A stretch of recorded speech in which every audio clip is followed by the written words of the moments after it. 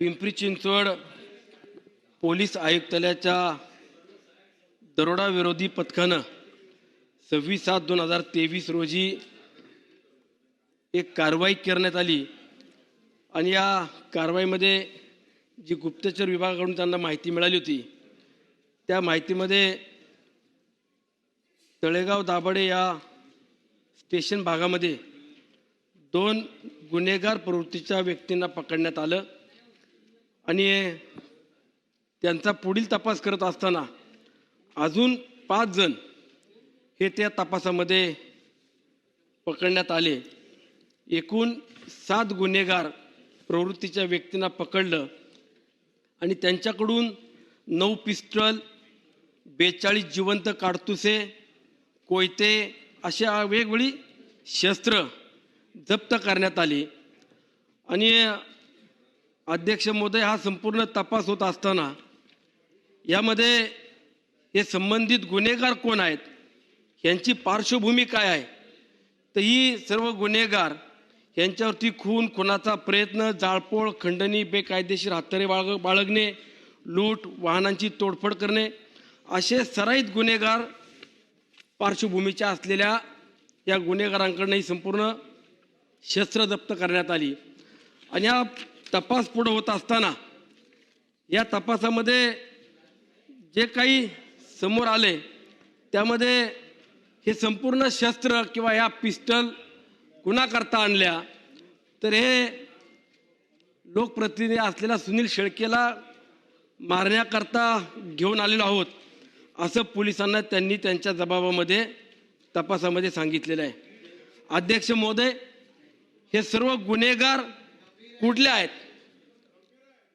हे गुन्हेगार तळेगाव दाभाडे, वडगाव, पिंपरी चिंचवड मधले काळेवाडी, जालना आणि मध्य प्रदेश या भागातले हे सर्व गुन्हेगार आहेत की ज्या गुन्हेगारांची माझा कुठला संबंध नाही, मी यांना ओळखतही नाही किंवा हे कुठले राजकीय किंवा व्यावसायिक माझे हितशत्रू देखील नाही आहेत। आणि मग ही संपूर्ण बाब गांभीर्यानं पाहत असताना पोलीस विभागानं जो काही तपास केला मी त्यामध्ये नक्की समाधानी आहे। परंतु अध्यक्ष महोदय, ह्या गुन्हेगारांची माहिती घेतली तर हे गुन्हेगार हालाकीच्या परिस्थितीमध्ये राहणारे किंवा सर्वसामान्य कुटुंबातले हे सर्व गुन्हेगार आहेत। आणि या गुन्हेगारांना जर हे सगळे शस्त्र विकत घ्यायचे किंवा त्यांना इतर ठिकाणी जाय करायचं, हा जो काही खर्च आहे हा लाखो रुपयाचा खर्च आहे।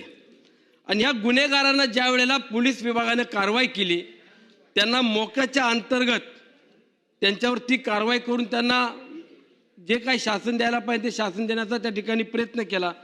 परंतु हा मोक्यातून देखील सुटण्याकरता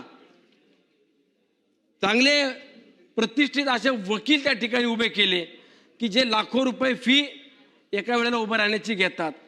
मग या सगळ्या गुन्हेगारांच्या मागं एवढे लाखो रुपये खर्च करून यांना अभय देणारी व्यक्ती कोण आहे? आणि म्हणून माझा अध्यक्ष महोदय, माझा स्पेसिफिक मंत्री महोदयांना प्रश्न आहे की अशा पद्धतीने सराईत गुन्हेगारांना कुणी माझ्या हत्येकरता पाठवलं आणि यांना कोण पोचतंय, यामध्ये खऱ्या अर्थानं मुळात जायला पाहिजे, खोलामध्ये जायला पाहिजे। गुन्हेगारांना पकडलं, त्यांच्यावर कारवाई केली, आजही त्यांना जेलमधनं बाहेर आल्यावरती तडीपारी केली आणि तडीपारी केल्यानंतर सुद्धा काही गुन्हेगार आजही त्या हद्दीमध्ये जिथं ज्यांना हद्दीबंद केली तिथं ये जा करतायत। पण अशा लोकांवरती आपण काय अंकुश ठेवणार? जे कोणी व्यक्ती आहेत यावरती आपण सखोल चौकशी करणार का? हा माझा स्पेसिफिक माननीय मंत्री महोदयांना प्रश्न आहे। अध्यक्ष महोदय, सन्माननीय सदस्य श्री सुनील शेळके यांनी जी काही लक्षवेधी मांडलेली आहे ती अतिशय महत्त्वाची आहे आणि उत्तरामध्ये आपण सविस्तर माहिती ह्या संपूर्ण घटनेची आपण दिलेली आहेच। अध्यक्ष महोदय, आपण 25 जून 2023ला आपल्या गुप्तचर यंत्रणेकडनं एक इन्फॉर्मेशन आपल्याला प्राप्त झाली आणि त्या इन्फॉर्मेशनच्या आधारे आपण तळेगावमधील पुणे येथील तळेगावमधील आपण 2 व्यक्तींना 4 पिस्तलसोबत आपण त्यांना अटक केली। अटक केल्याच्या नंतर फर्दर इन्व्हेस्टिगेशनमध्ये त्याच्यामध्ये अजून काही व्यक्तींचा समावेश आहे असं लक्षात आल्याच्या नंतर अन्य 28 जूनला लगेचच 3 दिवसानंतर आपण 28 जून 2023ला आपण अजून 3 व्यक्तींना आपण त्याच्यामध्ये अटक केली. त्यांच्याकडनं काही काडतुसं आणि काही पिस्तूल आपण त्यांच्याकडनं आपण तिथे आढळले आहेत. त्यांच्याकडे आपण आपल्याकडे ती जमा केलेली आहेत. लक्षात आलं की हे सगळे जे कोणी गुन्हेगार होते ते MP ला गेले होते. MP वरनं त्यांनी एका व्यक्तीकडनं तिथे देवराज नावाचा एक व्यक्ती आहे त्याच्याकडनं त्यांनी हे सगळी पिस्तुलं विकत घेतली होती. आणि त्या व्यक्तीच्या बाबतीमध्ये देखील UP गव्हर्नमेंटच्या म्हणजे UP क्षेत्रामधला तो देवराज म्हणून हा व्यक्ती आहे. आणि सदर त्या सरकारला देखील आपण त्या बाबतीमध्ये सगळी माहिती आपण दिलेली आहे आणि त्यांच्यावरती आपण कारवाई केलेली आहे आणि त्याची लुकआउट नोटीस आपण दिलेली आहे. अध्यक्ष, विषय अतिशय गंभीर आहे. ज्यावेळेस नागरिकांच्या सुरक्षेची जबाबदारी ही पोलीस विभागाची असताना अर्थातच नागरिकांचं लोकप्रतिनिधित्व करणाऱ्या लोकप्रतिनिधींची सुरक्षेची जबाबदारी देखील आपल्या सरकारची आहे. आणि ह्या सर्व गुन्हेगारांवरती आपण मकोका दाखल केला. मकोका दाखल केल्यानंतर 1.5 वर्ष हे अटकेमध्ये होते. 1.5 वर्षानंतर ह्यांना बेल मिळाली. बेल मिळाल्याच्या नंतर ह्यांना आपण तडीपार केलं. तडीपार ह्यांना आपण 2 वर्षाकरता आपण ह्यांना तडीपार केलेला आहे. आणि तडीपारीनंतर देखील सन्माननीय सदस्य सुनीलजी शेळके आणि ज्यांच्या विरोधामध्ये ते कारवाई करण्याकरता किंवा ज्यांचा घातपात करण्याच्या उद्देशाने ते आले होते त्यांचं असं म्हणणं आहे की तडीपार असताना देखील त्याच्यापैकी काही गुन्हेगार हे पुणे जिल्ह्यामध्ये लपून छपून येत असतात. तर आपल्याला कल्पना आहे की ज्या ठिकाणी आपण त्यांना तडीपार करतो त्या संबंधित पोलीस स्टेशनला त्यांनी दर 7 दिवसांनी त्यांनी स्वतः जाऊन तिथे सही करायची असते, त्यांनी रजिस्टर तिथे करायचं असतं.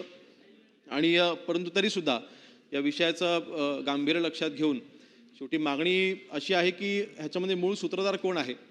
तर ह्या जे काही 7 लोकांना आपण अटक केलेली आहे त्यांना ज्यांनी काही पैसे पुरवले होते त्या व्यक्तीला देखील आपण अटक केलेली आहे. परंतु ह्याच्यामध्ये अजून ॲडिशनल इन्फॉर्मेशन आपल्याकडे काही प्राप्त होते का ती नक्कीच आपण त्याची फर्दर चौकशी आपण करू. कारण आपण ह्याच्यामध्ये चार्जशीट दाखल केली होती परंतु ॲडिशनल इन्फॉर्मेशन जर का सामान्य सदस्य महोदय आपल्याकडे असेल तर आपण मला ती द्यावी. अर्थातच या विषयाचं गांभीर्य लक्षात घेता आवश्यक असल्यास याच्यामध्ये पुढच्या 7 दिवसांमध्ये आम्ही निर्णय घेऊन SIT स्थापन करण्याचा देखील आम्ही निर्णय घेऊ. यामध्ये जोपर्यंत आपण SITचा आता उल्लेख केला की जोपर्यंत आपण SIT नेमत नाही किंवा याच्यामध्ये तपासात काही बाबी माझ्या निदर्शनास आल्या आहेत ह्या माहिती मिळत नाही तोपर्यंत आपल्याला पुढे जाता येणार नाही. पण माझी विनंती अशी की आज आपण SIT नेमणार अशा पद्धतीने मला आश्वासित केलं तर मी संपूर्ण माहिती तुम्हाला या विभागाला संपूर्ण देईल. पण माझी विनंती की आपण या संबंधीमध्ये किंवा या सर्व घटनेमध्ये आपण SIT नेमलीच पाहिजे आणि यामध्ये आपल्याला खोलामध्ये जाऊन कोण याच्या मागचा वरद असताय हा आपल्याला शोधला पाहिजे. म्हणून माझी विनंती आहे की आपण SITची स्थापना करावी. सन्माननीय सदस्य महोदयांना मी आश्वासित करतो अध्यक्ष महोदय आपल्या माध्यमातून चौकशी करत असताना जो कोण मूळ सूत्रधार आहे तो पकडेपर्यंत आम्ही कुठेही ह्याच्यामध्ये हलगर्जीपणा होणार नाही. शेवटी आपल्या सुरक्षेचा प्रश्न आहे आणि विशेष म्हणजे चौकशीमध्ये हेही लक्षात आले आहे की सन्माननीय सदस्य आणि त्यांचे काही कुटुंबियांचे देखील तिथे काही फोटो आढळले होते, त्यांचे काही कार्यकर्त्यांचे फोटो आढळले होते, त्यांना देखील तिकडे धोका आहे आणि विषय अतिशय गंभीर आहे. आणि म्हणून या अनुषंगाने मी 7 दिवसाचा अवधी आपण मागितला होता परंतु या आपली मागणी लक्षात घेता अध्यक्ष महोदय ह्या संबंध प्रकरणामध्ये SITची स्थापना करण्यात येईल.